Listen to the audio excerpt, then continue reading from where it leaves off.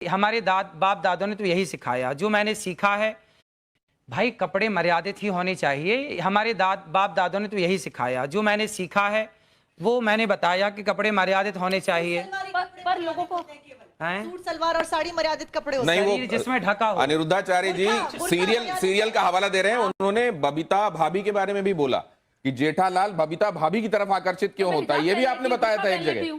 अगर आप कह रहे हैं ना कपड़े ढके हो तो मेरे को तो हिजाब पहन लेना चाहिए, उस हिसाब से पहनने की जरूरत नहीं है। वो तो सबसे ढका हुआ आपने अच्छे कपड़े पहने। नहीं, महत्वपूर्ण सवाल है। कोई औरत अगर चली जाए, मैं मर्यादित हूँ, लेकिन आपको मेरा बैकग्राउंड नहीं पता। क्या पता मैं रात को पार्टी करती हूँ, क्या पता मैं शराब पीती हूँ, क्या पता मैं घूमती हूँ, घर लेट आती हूँ। हाँ मैं पीती हूँ। बहुत अच्छा। तो मेरे कपड़ों से आप मेरे कैरेक्टर को जज नहीं कर सकते।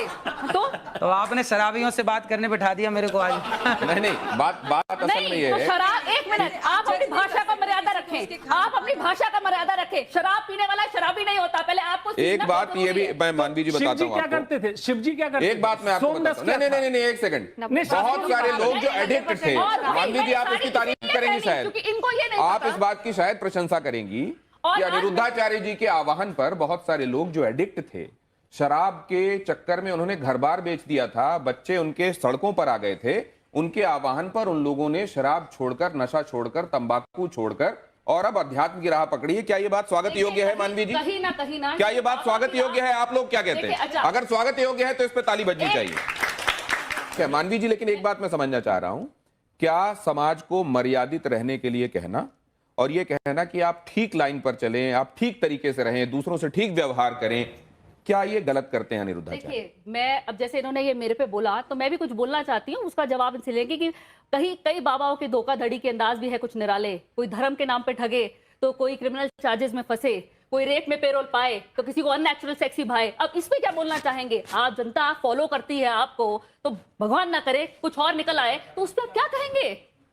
जवाब लेते हैं। क्या आडंबर करने वाले लोग भी हैं साधु के वेश में, उनसे सावधान रहना चाहिए? इसलिए कहते हैं पानी पियो छान के और गुरु बनाओ जान के। आप एक सेकंड, ये जो ऑडियंस यहाँ बैठी हुई वो भी कुछ कहना चाह रही है। हाँ, जल्दी से बात कहिए, जल्दी से। गुरुजी राधे राधे। मैं 2016 में, मेरा परिवार, मेरी एक बेटी है, एक लड़का है, तो पूरा परिवार बीमार रहता था। डॉक्टर को इतना पैसा दे दिया, इतना दे दिया, तो मेरा अच्छा मकान है, सब कुछ है। तो मैंने एक गाय का बछड़ा गाय रखी। गाय रखने से अभी तक मैंने 1 रुपया नहीं दिया डॉक्टरों को।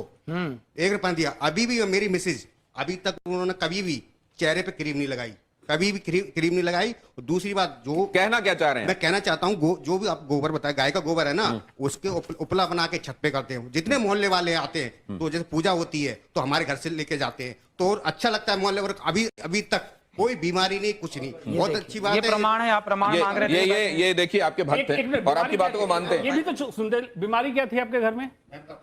क्या बीमारी थी? मिसेज को मैं अंदर ही खुले बताता हूँ मैं आपको, खुला पेट की बीमारी थी।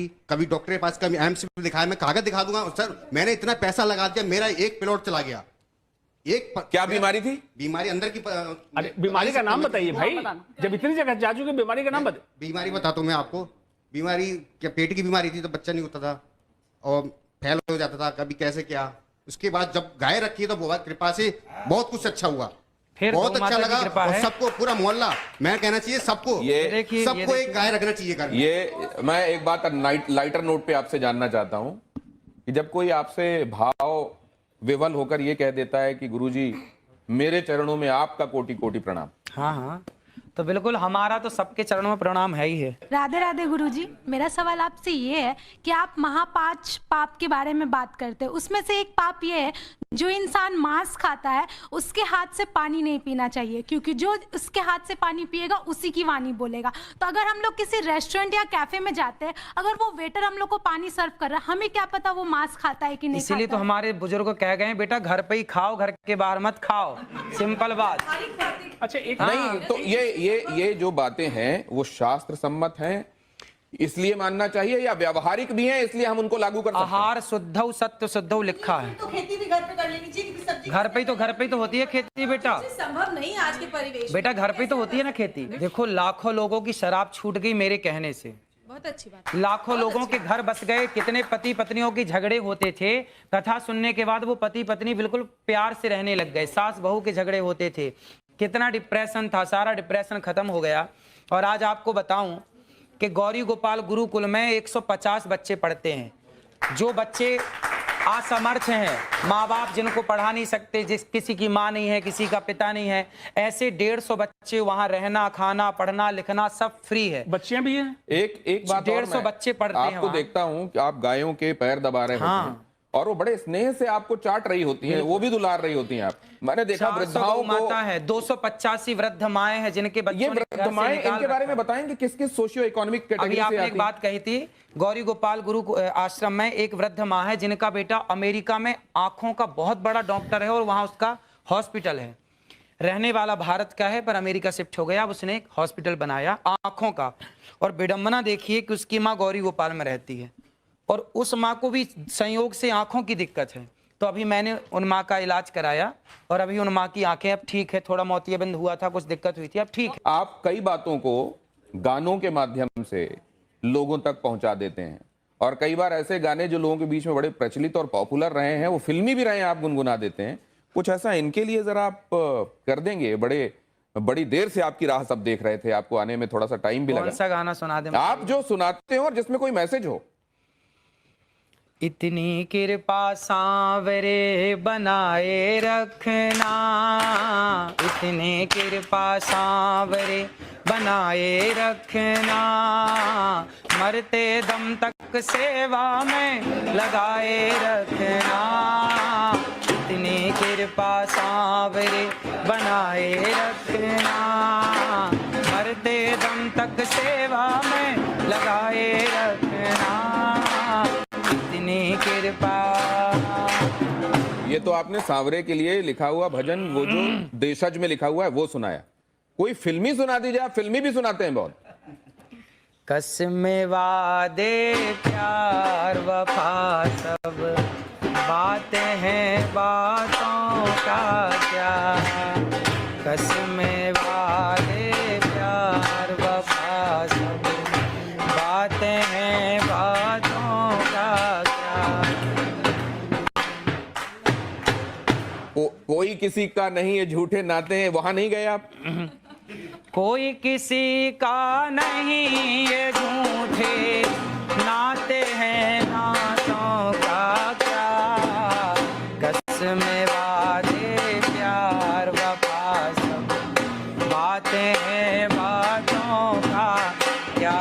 नहीं, लेकिन आपकी कस्में लोगों की सेवा के लिए, आपके वादे लोगों के लिए, आप आगे भी सेवा करते रहेंगे, वफा उनसे, ये तो सब सच है, हम देख रहे हैं। जरा ये आप तख्ती दीजिए मुझे, यस और नो वाली। जिसकी लाठी उसकी भैंस। ये है, देखिए इसमें क्विक क्वेश्चंस में आपके पास दो ऑप्शंस होंगे, एक तो ये हाँ का ऑप्शन है और दूसरा नहीं का। आपको जो सही लगे वो उठा दीजिएगा। ये इसी में दोनों हैं। हाँ, आप हिंदी वाला चाहे हिंदी वाला, अंग्रेजी वाला चाहे अंग्रेजी, आपको ये सुविधा है। अब पहला सवाल मैं आपसे कर रहा हूं, इसमें आपको जो सही लगे हाँ या ना वो उठा दीजिएगा। आप दोनों एक ही कर लें तो ज्यादा अच्छा रहेगा। ये जैसे आपका ये हाँ हो गया और इसको नहीं कर लीजिए। अब आपको जो उठाना है वो उठा दीजिएगा, ठीक है? ठीक। इससे आपको पता भी रहेगा कि ये कौन सा वाला है। अखिलेश यादव का कहना है कि मठाधीश और माफिया एक हैं। योगी आदित्यनाथ का कहना है कि बटेंगे तो कटेंगे। क्या ये सही है? बिल्कुल सही है। राहुल गांधी का कहना है कि भारत में कौशल की कमी नहीं है, बल्कि कौशल रखने वालों का यहां सम्मान नहीं होता।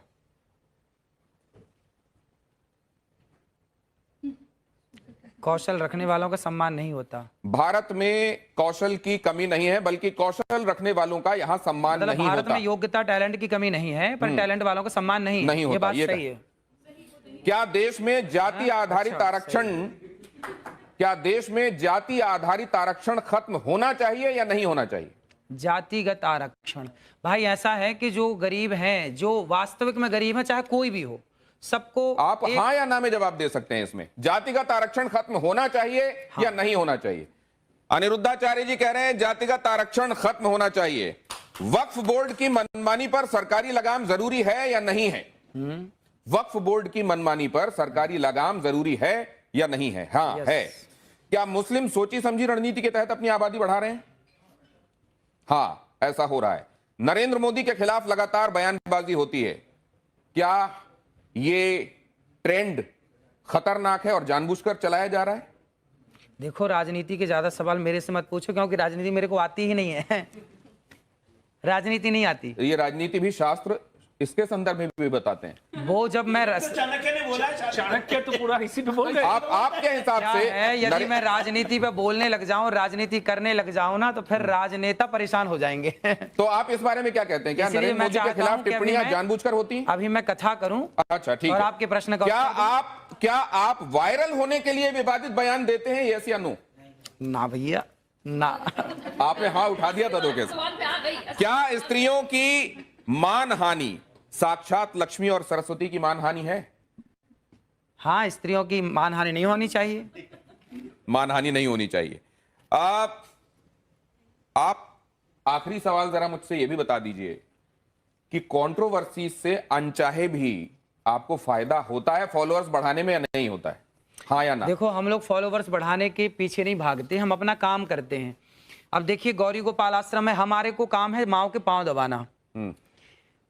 मैं माओ के पांव दबाता हूं। देखिए, गौरी गोपाल आश्रम में ना ब्राह्मण माता भी है, क्षत्रिय माँ भी है, वैश्य माँ भी है, शूद्र माँ भी। मैंने आज तक किसी माँ से कोई जात नहीं पूछी। जो जातवाद की दीवार है, उस दीवार को गिराने का जो मैंने प्रयास किया है, वो समाज को मानना चाहिए। और सभी माओ के मैंने चरण दबाए हैं एक साथ, और सभी माएँ वहाँ सुखपूर्वक रहती हैं। तो मैं तो सेवक हूँ, मैं तो पाँव दबाना जानता हूँ माओ के, माओ का सम्मान करना जानता हूँ, नारी की इज्जत करना जानता हूँ। और नारी की इज्जत इसलिए करता हूँ क्योंकि नारी साक्षात लक्ष्मी है। अनिरुद्धाचार्य जी के फॉलोअर्स में महिलाओं की भी बड़ी तादाद है। अगर आप देखें, खासतौर से सोशल मीडिया फॉलोअर्स को अगर आप देखें, तो महिलाएं बड़ी तादाद में उसमें हैं। तो एक निवेदन ये भी, महाराज, आप वैसे शास्त्रों का अपने हिसाब से विश्लेषण करने के लिए आप उसके विशेषज्ञ हैं, लेकिन इस तरीके की बातें जो असल में शास्त्र कह रहे हैं, लेकिन व्यवहार में उसका बहुत आप पर रिपरकशन होता है, हो सकता है। क्या आप आने वाले दिनों में उससे गुरेज करेंगे या आपका काम यथावत चलता रहेगा? देखिए, हम तो सीधी बात कहते हैं, अच्छी लगे तो अच्छी है, बुरी लगे तो बुरी है। क्या करें, सीधी बात कहने की आदत है। अब जो सीधी बात कहेंगे तो बुरा लगता है कुछ लोगों को। सीधी बात हम कहते रहेंगे, जिसको अच्छा लगता है। नो बकवास, ये तो आपने ऐड भी कर दिया असल में किसी का अनजाने। सीधी ये, लेकिन उन्होंने एक वादा किया आज कि आने वाले दिनों में विषय विशेषज्ञों को, जो सब्जेक्ट के एक्सपर्ट होंगे, उनको जरूर अपने साथ बिठाएंगे और उनकी टिप्पणियां भी लिया करेंगे। मुझको लगता है इसी से बहुत सारा समाधान हो जाने वाला है। बहुत धन्यवाद आप सभी का मेरे साथ आज चर्चा में जुड़ने के लिए। अनिरुद्धाचार्य जी, आपका विशेष रूप से बहुत बहुत धन्यवाद और आभार। धन्यवाद, धन्यवाद आप सबका।